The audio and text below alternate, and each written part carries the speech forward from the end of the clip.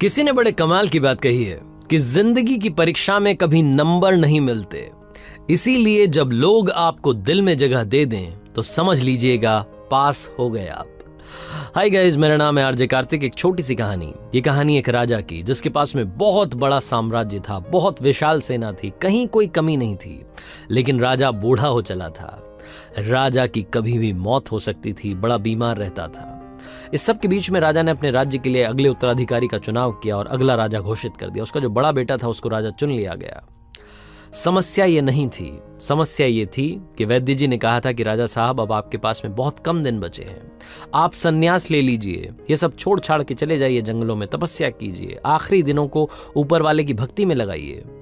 पूरी जिंदगी आपने इस राज्य का ख्याल रखा है, अब अपने बच्चों को इसका ख्याल रखने दीजिए। राजा के सामने समस्या थी उसकी 4 रानियां। राजा की 4 रानियां थी। राजा चाहता था कि इनमें से किसी एक के साथ में संन्यास ले लिया जाए। चौथी रानी, जिससे सबसे आखिरी में शादी की थी, जिससे बेइंतहा मोहब्बत थी, नया नया प्यार हुआ था, उसके कक्ष में पहुंचा, उसके राजमहल में पहुंचा और जाकर के बड़ी उम्मीद से कहा कि रानी, मैं अब संन्यास लेना चाहता हूं, क्या आप मेरे साथ में जंगलों में चलने के लिए तैयार हैं? रानी ने साफ साफ मना कर दिया और कहा कि आपको जहां जाना है जाइए, मैं यहीं रहूंगी। राजा को समझ में नहीं आया कि मेरे मुंह पर बेइज्जती हो गई। मैंने इतना प्यार किया, इतना ख्याल रखा और मुझसे कहा जा रहा है कि आप जाइए जहां जाना है।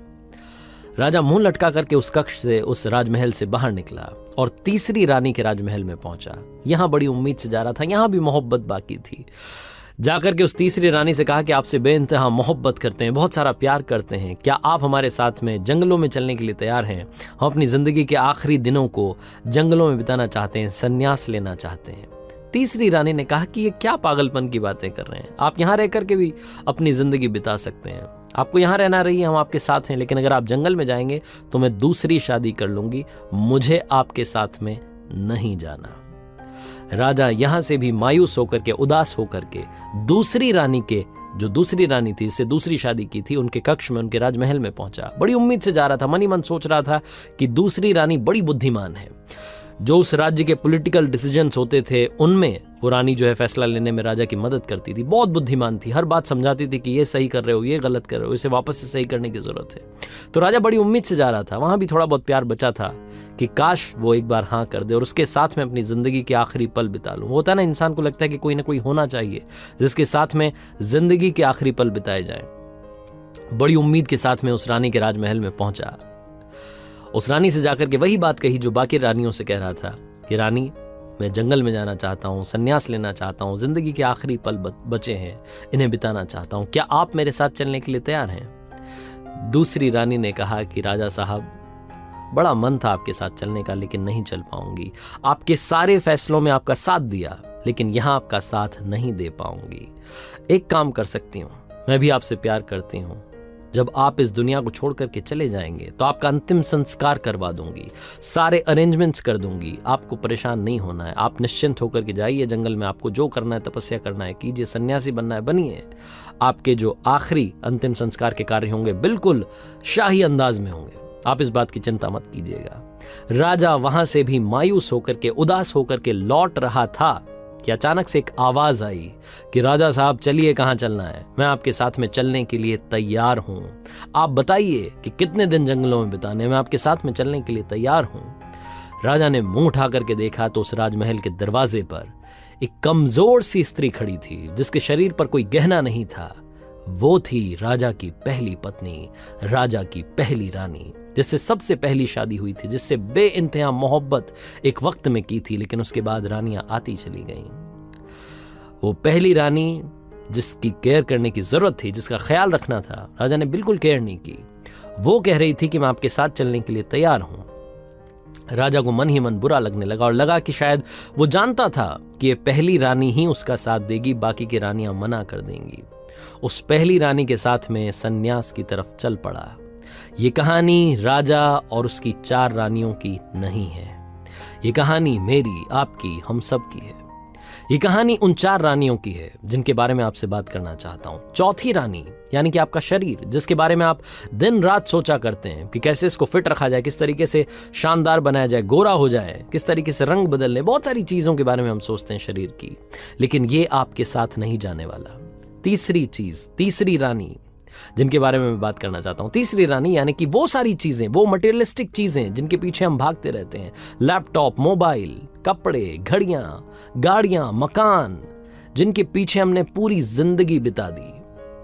अगर आपको कहानी याद रही तो तीसरी रानी ने कहा था कि मैं दोबारा से शादी करूंगी, रीमैरी, यानी कि ये जो चीजें हैं आप चले जाएंगे तो किसी और की हो जाएंगी, आपके पीछे, आपके साथ नहीं जाने वाली। ये सबको मालूम है, लेकिन फिर भी हम भागते रहते हैं, इनसे भी बेइंतहा मोहब्बत करते हैं। दूसरी रानी जिसने कहा कि मैं आपके साथ में जंगल तो नहीं जाऊंगी लेकिन अंतिम संस्कार जरूर करवा दूंगी।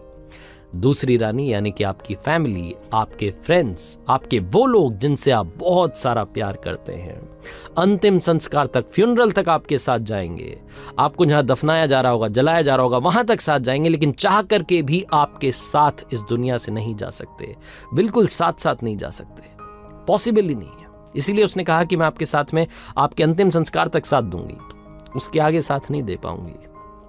और पहली रानी जिसका आपने बिल्कुल ख्याल नहीं रखा, आपकी सोल, आपकी आत्मा, क्योंकि वो आपको फ्री में मिली थी इसलिए उसका ख्याल कहां से रखते। इंसान को जो चीज फ्री में मिलती है उसकी हम कभी कद्र नहीं करते। हमारे साथ शुरुआत से आई है और इस सोल की हमने कभी कद्र नहीं की। हम हमेशा इस दुनिया के पीछे भागते रहते हैं, कभी भी सोल से इसको क्या चाहिए, इंटरनल हैप्पीनेस के बारे में कभी भी नहीं सोचते, कभी भी नहीं समझते, हम जानना ही नहीं चाहते। हम हमेशा दूसरी, तीसरी, चौथी रानी के पीछे भाग रहे हैं, पहली रानी को लगातार निग्लेक्ट करते जा रहे हैं। सोचिएगा, ध्यान से सोचिएगा, जिंदगी में जब भी आपको कोई बड़ा डिसीजन लेना होता है, उस डिसीजन को लेने के वक्त आप सबसे ज्यादा खुद की आवाज को सुनते हैं, दिल की आवाज को सुनते हैं, आपकी सोल को सुनते हैं, जो आपका हमेशा साथ देती है। लाइफ के हर इंपॉर्टेंट डिसीजन में वो सोल आपके साथ होती है। कई लोग कहते हैं कि मोटिवेशन की जरूरत होती है, रियल मोटिवेशन हमेशा अंदर से आता है। जब अंदर से आवाज आती है कि तुझे कर दिखाना है, तभी आप कर दिखाते हैं। जिंदगी में हमेशा पहली रानी का, यानी कि आपकी पहली पत्नी का, यानी कि आपकी सोल का ख्याल रखना जिंदगी के हर डिसीजन में आपकी मदद करेगी, आपको सुकून देगी। आपकी सोल के बारे में सोचिए, थोड़ा सा मेडिटेशन करना शुरू कीजिए, जिंदगी इतनी मुश्किल भी नहीं है। आरजे कार्तिक इसीलिए कहता है, कर दिखाओ कुछ ऐसा कि दुनिया करना चाहे आपके जैसा। हर सोमवार सुबह 9:30 बजे मेरे YouTube चैनल पर, इंस्टाग्राम हैंडल पर, फेसबुक पेज पर देखिए एक नई कहानी।